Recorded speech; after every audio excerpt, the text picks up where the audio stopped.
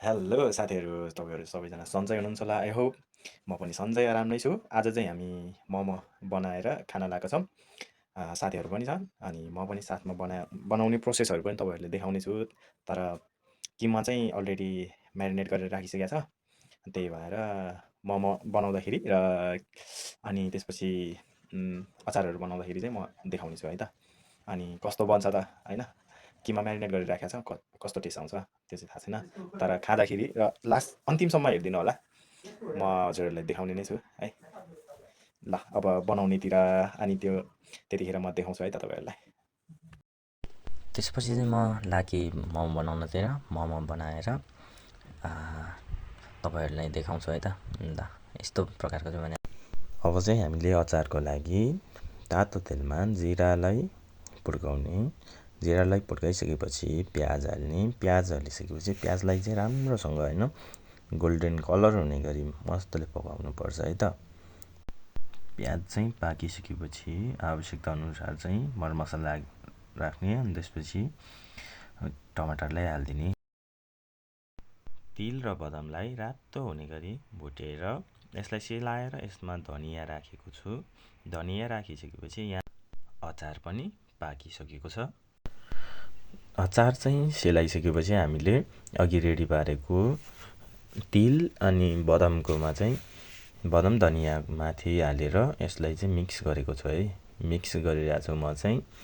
अनि त्यसपछि यस्तो मिठो बन्यो भनेर साथीहरूसँग गफ गर्दै मिक्स गरिरहेको थियो। अनि त्यसपछि यस्तो वाउ यस्तो मिठो बास्ना आएको थियो अचारको चाहिँ। हामीले बनाएर यता खनायो है त। यसमा खनायौँ, तपाईँले पनि देख्न सक्नुहुन्छ। यस्तो मिठो यस्तो बाक्लो मिठो अचार रेडी भएको थियो। हेर्दा नि खाउँ खाउँ लाग्ने यस्तो मिठो अचार रेडी भएको थियो। नाइस है, तपाईँहरू पनि खान चाहनुहुन्छ भने चाहिँ यसरी नै बनाउन सक्नुहुन्छ।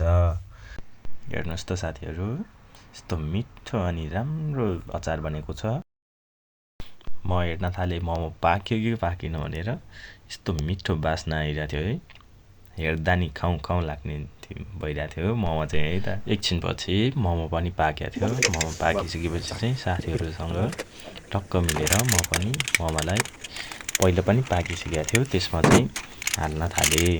अनि त्यसपछि मोमो चाहिँ एकदम मिठो बास्ना आइरहेको थियो, एकदम जुसी भएको थियो।